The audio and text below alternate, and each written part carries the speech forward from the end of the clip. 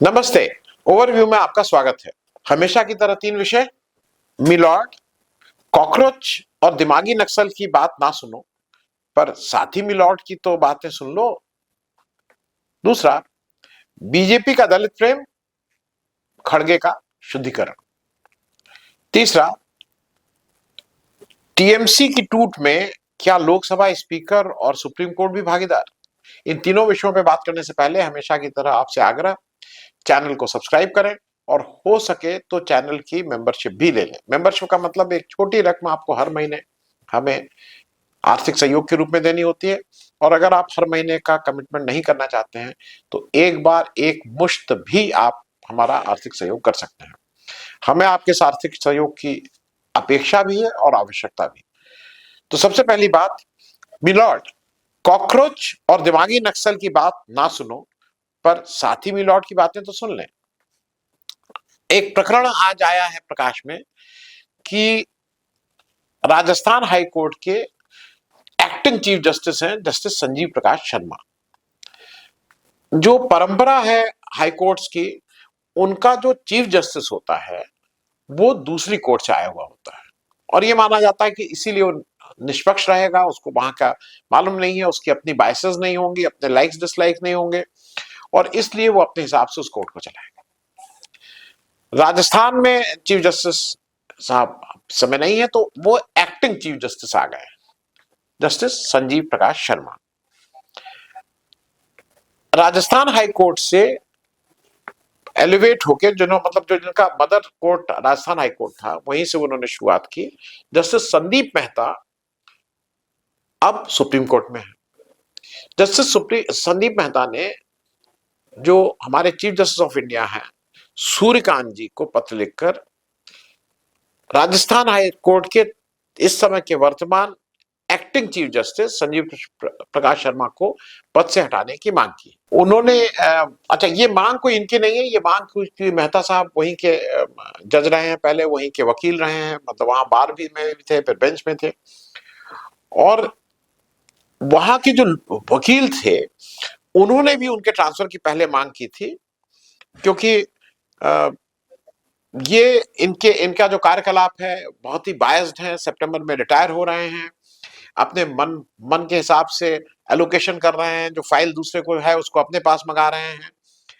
और वहां की जो वकीलों की संस्था है, राजस्थान एडवोकेट एसोसिएशन, उसने भी चीफ जस्टिस को ये सब लिखा था। उनसे कहा गया था कि भाई अगर आप उनको चीफ जस्टिस बनाना चाहते हैं तो संजीव प्रकाश शर्मा जी को राजस्थान के बाहर तुरंत ट्रांसफर करिए, और यहां के लिए किसी वरिष्ठ, क्योंकि जो परंपरा है ये तो कोई वो नहीं है, चीफ जस्टिस दूसरे कोर्ट से आता है, किसी दूसरे राज्य के चीफ जस्टिस, मतलब किसी वरिष्ठ जज को लाके यहाँ चीफ जस्टिस फुल टाइम बना दीजिए। ये पार्ट टाइम आप क्यों किए हुए हैं? पार्ट टाइम इसलिए किए हुए हैं क्योंकि यहाँ के वो चीफ जस्टिस बन नहीं सकते हैं, और यहीं पे उनको सारी हेरा फेरी करनी है, अपने हिसाब से केस वो नियुक्त करने हैं, अपने हिसाब से निर्णय देने हैं। और खास करके इस पे बहुत से लोग हैं, इसमें जेटली साहब से लेके सबने कहा था कि जो खास करके, और ये केवल जज ही में नहीं है, जितने अधिकारी होते हैं, जब लास्ट के 3 से 6 महीने उनके आते हैं तब दोनों हाथ से पैसा कमाने लगते हैं। दोनों मतलब सारी बेईमानी, क्योंकि उस समय रहता है कि अब तो अंत आ रहा है, अब तो खत्म हो रहा है, तो ये सारी चीजें वहां की। उनके ऊपर आरोप क्या क्या है उनके ऊपर? अच्छा, चीफ जस्टिस कहीं का भी वो मास्टर ऑफ रोस्टर माना जाता है, बराबर है, लेकिन वही रोस्टर डिसाइड करता है कौन क्या देखेगा। उसमें ये बार बार है कि उन्होंने बहुत से संवेदनशील मामले अपने बेंच में ट्रांसफर कर लिए। उन्होंने, यहां तक कहा गया है कि उदयपुर की एक बहुत ही महंगी जमीन थी, उस पर उन्होंने बायस होके डिसीजन दिया जिसमें एक पक्ष को लाभ हुआ है। उसमें यह भी कहा जा रहा है जो उनके सहयोगी जज हैं वो भी कह रहे हैं साहब इनको यहां से हटाइए, इस तरह से ठीक नहीं है। उनके ऊपर भाई भतीजावाद का भी आरोप है।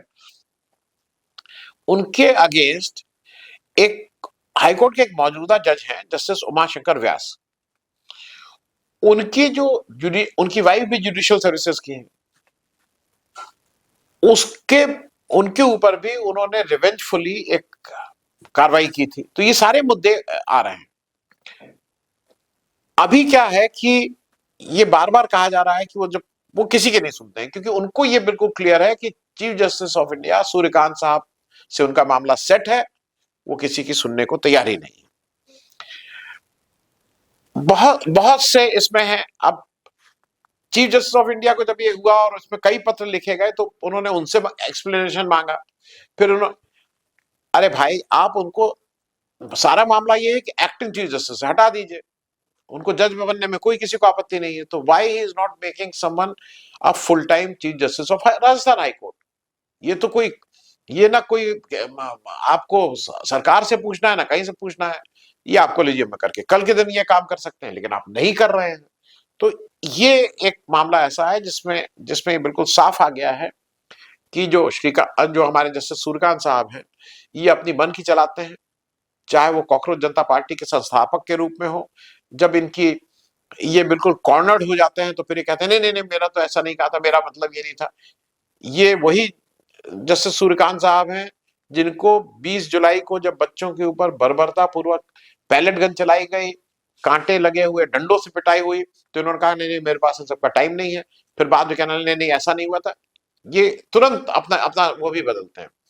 इनको क्या ऐसा कारण है कि जस्टिस संजीव प्रकाश को ये लगातार उस पद पे बैठाए हुए हैं, सितंबर में रिटायर होना है, तो वो वहां से एक्टिंग क्यों उनसे करा रहे हैं? भाई एक्टिंग चीफ जस्टिस, क्योंकि अब वो एक्टिंग, वो कहीं और के तो चीफ जस्टिस हो नहीं सकते हैं, अब 1 महीना रिटायरमेंट रह गया है। तो एक तो बात ये है। दूसरा, बीजेपी का दलित प्रेम, खड़गे का शुद्धिकरण। 8 अगस्त को मल्लिकार्जुन खड़गे साहब हल्द्वानी के रामलीला मैदान में एक उन्होंने विजय शंखनाद रैली की। उस रैली में जैसा खड़गे साहब बोलते हैं, और 84-85 साल का होने के बाद भी बहुत जोश से भर के बोलते हैं। रैली हुई, बहुत सफल रैली हुई। 8 अगस्त को राहुल गांधी दूसरी जगह रैली कर रहे थे, मतलब दूसरी जगह छात्रों की गूंज या इस तरह का कुछ कुछ और कार्यक्रम कर रहे थे।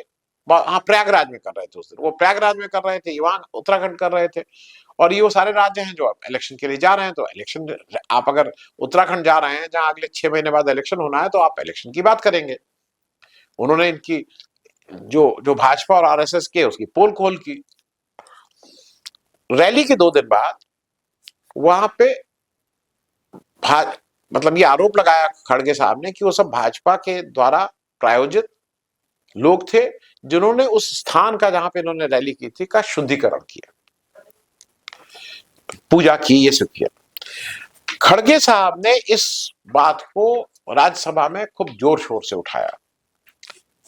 अब इस पे तो कोई नहीं कह सकता है कि ठीक था, तो वहां पे सदन में खड़े होके नड्डा साहब जो लीडर ऑफ द हाउस है राज्यसभा में, उनको कहना पड़ा कि भाई ये गलत बात हुई है और हम इसकी जांच कराएंगे।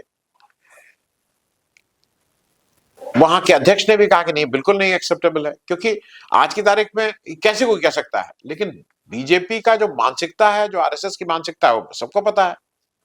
ये सब लोग दलित विरोधी मानसिकता से ग्रस्त हैं। इन्हीं के इशारे पे वहां पे ये सब शुद्धिकरण हुआ।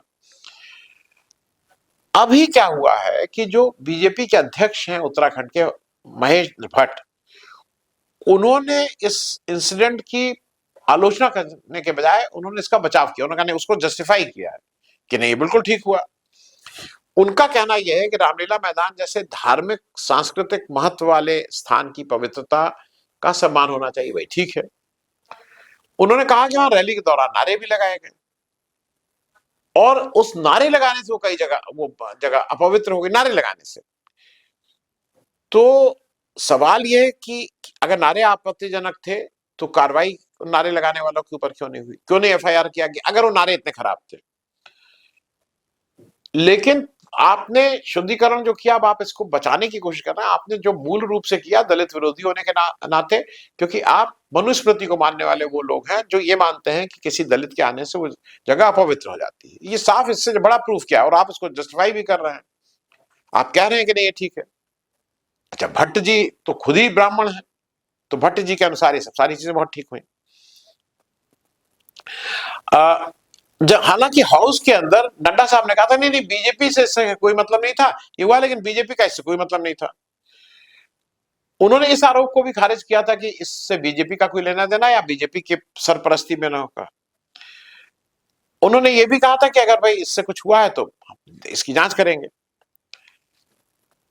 तो ये बिल्कुल क्लियर हो गया है, बिल्कुल स्पष्ट है कि ये सारा मामला, ये पूरा मामला है, ये बीजेपी के कहने पे एक दलित व्यक्ति जो देश के सबसे पुरानी पॉलिटिकल पार्टी का राष्ट्रीय अध्यक्ष है, एक लंबा उसका राजनीतिक करियर है, केंद्र में मंत्री, प्रदेश में मंत्री, एमएलए, एमपी, लोकसभा, राज्यसभा सब होने के बाद भी अगर वो आज उत्तराखंड या कहीं ऐसी जगह जहां पे बीजेपी की सरकार है वो जाएगा, तो उस जगह का शुद्धिकरण बीजेपी वाले और आरएसएस वाले कराएंगे।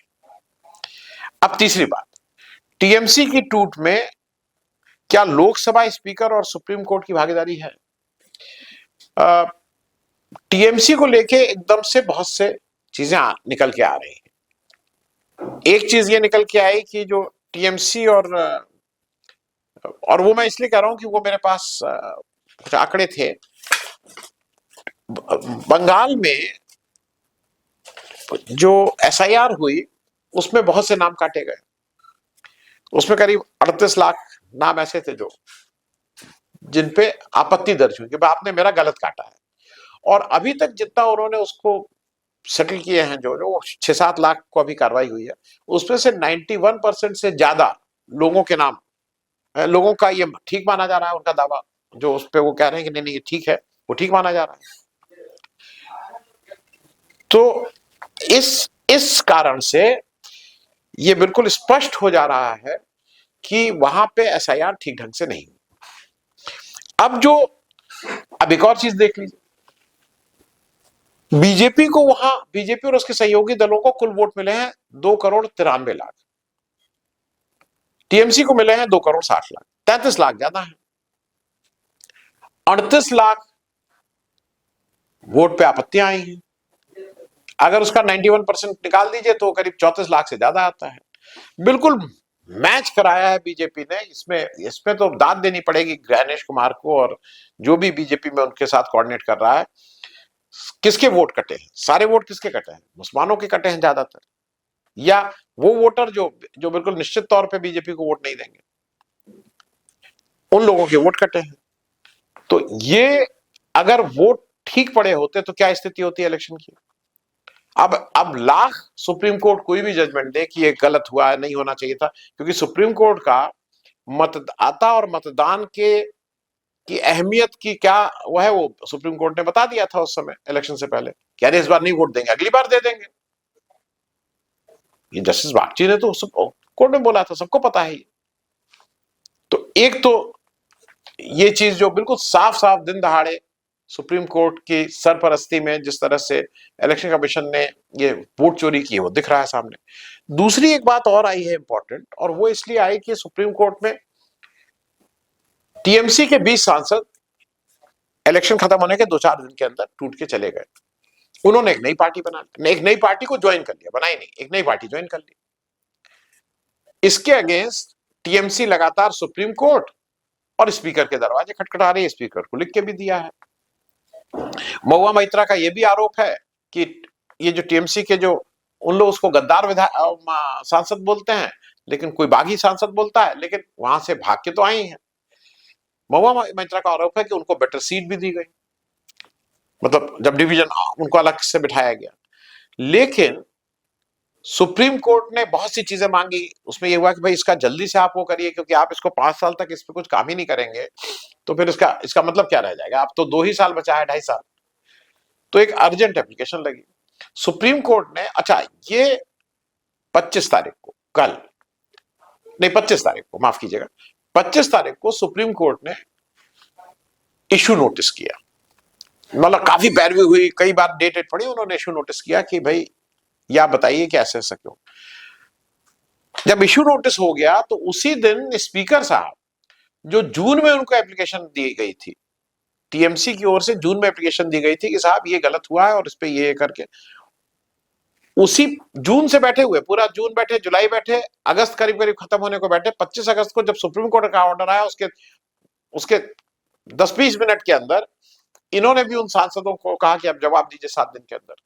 मतलब ये भी एक्टिवेट होगा, इनको समझ में आ गया कहीं सुप्रीम कोर्ट से उल्टा सीधा ऑर्डर कहीं आ गया तो जिसको मोदी जी कहते हैं ना, ये तो लेने के देने पड़ जाएंगे। तो मेरा बेसिक क्वेश्चन है, बिरला जी काम उनका लोकसभा चलाना है, वहां वो आते नहीं है। दूसरा उनका काम है कि भाई लोकसभा में जो भी अगर कोई फंक्शन हो उसमें प्रिसाइड करें। राजीव गांधी की पुण्यतिथि, राजीव गांधी का जन्मदिन था, वहां वो दिखाई नहीं पड़े भाई। अब उनका एक काम यह है कि जो इस तरह की अर्जियां हैं उस पर कुछ निर्णय लें, वो निर्णय लेते नहीं है। अब जब सुप्रीम कोर्ट का वहां से आता है तो जल्दी जल्दी को उनको 7 दिन के अंदर कहा है कि जवाब दीजिए। तो कुल मिला के पूरी तरह से स्पीकर साहब और जो हमारी जुडिशरी है वो बीजेपी के पक्ष, ये और जबकि ये लोग निष्पक्ष होने चाहिए, स्पीकर भी निष्पक्ष होना चाहिए। और हमने एक नहीं तमाम उदाहरण है भारतीय संसदीय इतिहास में जहां पे स्पीकर निष्पक्ष रहा है, जिस पार्टी जीत के आया लेकिन फिर भी उसने उस पार्टी के अगेंस्ट फैसला किया है। तो यहाँ पे जिस तरह से ये लोग संसदीय जो हमारी परंपरा है उसके साथ जो उसका माखौल उड़ा रहे हैं, देखने वाला होगा। हालांकि लोगों को उम्मीद नहीं है कि सुप्रीम कोर्ट से इस तरह का कुछ हो, लेकिन शायद शायद सुप्रीम कोर्ट को लगे कि भाई इसमें कुछ कर दिया जाए, चलते चलते कुछ वाहवाही हो जाए। हालांकि अभी लंबे समय तक सूर्यकांत जी को रहना है, लेकिन ये बिल्कुल निश्चित है कि टीएमसी की टूट में ये सारी एजेंसी जो सरकारी जो निष्पक्ष रहने का जिस इंस्टीट्यूशन का काम था वो सब इस समय बीजेपी के पार्ट एंड पार्सल होकर काम कर रहे हैं। थैंक्स सो मच, धन्यवाद।